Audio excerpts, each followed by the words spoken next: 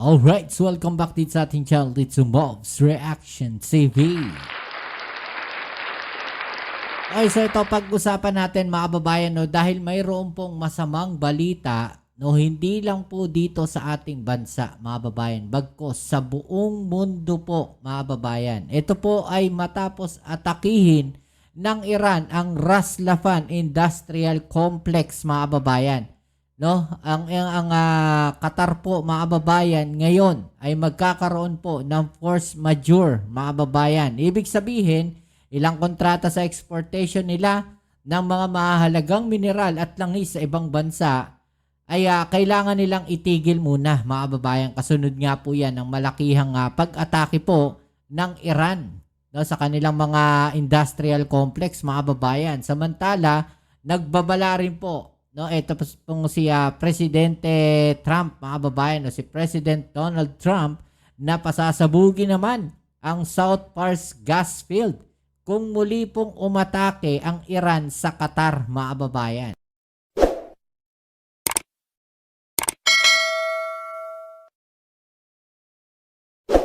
Okay, so yan ang ating alamin ngayon at pag-uusapan. Pero syempre bago ang lahat, please don't forget to subscribe, like, share, at comment dyan sa comment section.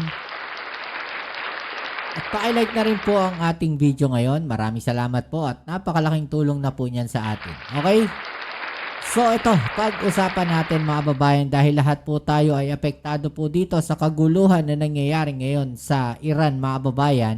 Kaya po doon sa mga tao na nagsasabi, no, na ang bansa daw po natin ay nahihirapan, naghihirap ngayon, no, mataas ang presyo ng langis dahil sa Pangulong Bongbong Marcos.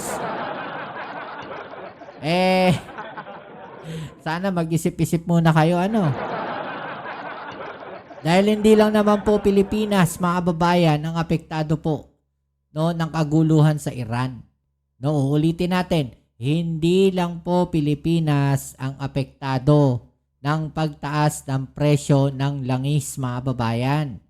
Okay, eto pong nangyayari na to ay apektado po ang buong mundo. Hindi po kasalanan ni Pangulong Bongbong Marcos kung bakit mataas po ang presyo ng langis dito. Buong mundo po apektado niyan. Hindi po si Pangulong Bongbong Marcos ang may gawa niyan. Kaya wag niyo sisihin yung Pangulo. No, eto mga DDS na to may maibalita lang eh. Okay, balik tayo dito mga babayan. No, 17% lang ng supply mababawas sa global export. Force majeure aabot ng 5 taon. Grabe, 5 taon po mga babayan bago po maging kumbaga bago maging normal po. No, ito po mga supply po nila ng langis galing po diyan sa Qatar. Okay, so panoorin natin tong balita na to. Alright? Let's go. الآن على حصر الأضرار ولكن لهذا الاعتداء تداعيات كبيرة على إمدادات الطاقة في العالم. Okay, so sabi dito mga babayan, nito pong si Majed Al-Ansari, spokesperson po ng Qatar Ministry of Foreign Affairs, mga babayan, sabi niya, to assess the damage, but this attack has significant ولكن لهذا الاعتداء تداعيات كبيرة على repercussions for the world's energy supply. Such attacks brings no direct إمدادات الطاقة في العالم.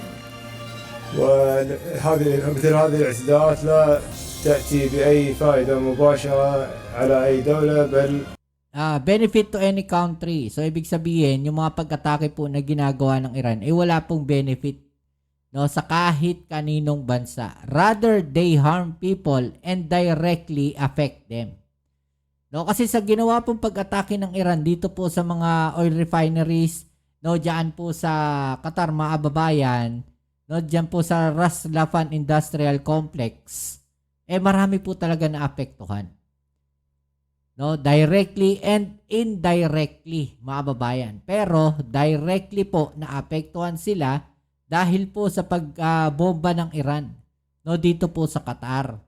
So lahat po tayo naapektuhan po dyan. At dahil dyan, 5 taon po tayo na magkakaproblema sa langis mga babayan. Well, marami naman po tayong pwedeng pagkuhanan po. Pero Qatar po kasi ay isa sa malalaki pong supplier po ng langis. تأتي بالضرر على الشعوب وتؤثر على الشعوب بشكل 5 taon Ganito katagal ang aabutin bago Grabe. maibalik ang operasyon ng nasirang pasilidad ng Ras Laffan Industrial Complex sa Qatar. Ayon sa Foreign Ministry ng Qatar, Grabe po, 5 taon yun mga babayan. Hindi po, ano yun hindi po biro yung 5 taon na yun. walang pakinabang sa alinmang bansa ang paninirang ito ng Iran, kundi bagkus ay panganib sa mga tao at malaking dagok sa pandaigdigang supply ng enerhiya. Actually mga babayan, hindi lang po yan na sa pinag-uusapan natin, yung supply po ng langis. Hindi lang po yan doon sa pinag-uusapan natin mga babayan na malaking dagok sa ekonomiya. Yan pong nangyari na yan, yung pag-atake po na yan, no, patuloy po yung usok niyan. So pwede po maka-apekto rin yan sa global warming. No, sa mundo po mismo ay makaka-apekto po. No, yan pong mga pagsabog na yan, yung mga pag-atake na yan sa mga oil refineries, mga babayan. No, kasi yung usok niyan, no, hahalo po yan sa taas, no, sa ere, sa hangin, mga babayan. At makaka-apekto po yan, no, sa kalusugan ng ating mundo. So kasama po dyan sa mga nangyayaring kaguluhan na yan, mga babayan, no, ang health condition ng buong mundo. No, pwede po yan maka-apekto sa global warming. Makakadagdag po yan, mga babayan. Ng enerhiya. Bunsod ng pagkasira sa kanilang pasilidad, 17% ng global supply ng liquefied natural gas ang hindi nila maibibigay sa mahabang panahon. Grabe, 17%, mga babayan. Kung titignan natin, maliit po yung 17% na yan. Pero napakalaki po ng epekto niyan. Napakalaki po, mga babayan, ang epekto niyan sa buong mundo. Ayon kay Qatar Energy Minister Saad Sherida Al-Kaabi, katumbas ito ng 20 billion US dollars na pagkalugi sa Grabe. taunang kita ng ekonomiya ng Qatar. Ayon kay Minister Al-Kaabi, kailangan nilang magdeklara ngayon ng long-term force majeure at itigil muna ang ilang kontrata ng liquefied natural gas sa ibang bansa. Ang higit na maapektuhan dito, aniya, ay ang ilang bansa sa Europa at sa Asya. Ayon sa Qatar Energy, 1.28 million tons ng liquefied petroleum gas o LPG o 13% ang hindi nila maibibigay sa loob ng 5 taon. Bukod pa ang milyong tonelada ng iba't ibang mineral. Ayon kay Al-Kaabi, malinaw na hindi lang ang Qatar ang apektado sa nangyayaring pag-atake, kundi ang lahat ng bansa dahil banta ito sa pag-unlad. Sa ngayon, nananatili ang banta ng Iran. Ayon kay Iranian President Masoud Pezeshkian, nirerespeto nila ang panawagang de-escalation o pahupain na ang gulo sa pagitan ng US, Israel at Iran. Ngunit kung aatakihin muli ang kanilang infrastrukturang pang-enerhiya, ayon kay Pezeshkian, ay hindi na sila mangingimi kahit sino pa ang madamay. Kaya naman ang ibang mga Yun ang problema ron. Diba? Damay-damay talaga tayo dito, mga babayan. Naramdaman na natin, no, na tayo po ay nadamay na sa kaguluhan na to. Kita naman, no, sa buong mundo po, ramdam po yan.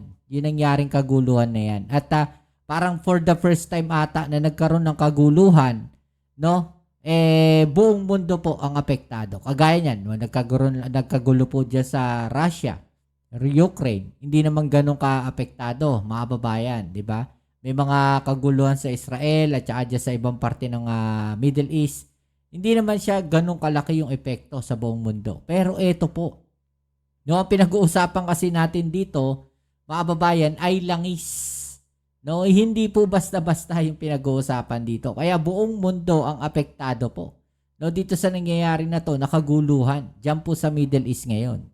bansa gaya ng European Union patuloy sa negosasyon kung mayroon pang ibang hakbang para matigil na ang bakbakan sa gitnang silangan. The Iran's attacks on Qatar energy infrastructure create further chaos, and it's clear that we need an exit from this war, not escalation. And that's why I've been also doing the diplomatic outreach to Iran to find different solutions. Bradley Robuza. Okay, so yan mga babayan, no. At eto naman po, nagbanta naman ang Pangulong ng Amerika na si Donald Trump, mga babayan, na pasasabugin naman po ang South Pars gas field kung umatake muli ang Iran sa Qatar. Ang problema mga babayan, no, pagka may pinasabog na naman sila, no, na infrastruktura ng Iran, mga kababayan. No, wala na pong pigil tong Iran. Kahit sino na daw po, madadamay na, mga kababayan. So, dito makikita natin, no, na talagang isang maling pagkilos, mga kababayan, no, isang mas malaking kaguluhan po, no, ang pwedeng mangyari na talagang makakaapekto na po sa buong mundo. Okay, so tuloy natin to. Nagbabala si US President Donald Trump na pasasabugin ang pinakamalaking natural gas deposit sa buong mundo Grabe. na pinaghahatian ng Iran at Qatar. Yan anya ay kung ulitin ng Iran ang pag-atake nito sa bahagi ng gas field na nasa Qatar. Nakatutok si JP Soriano.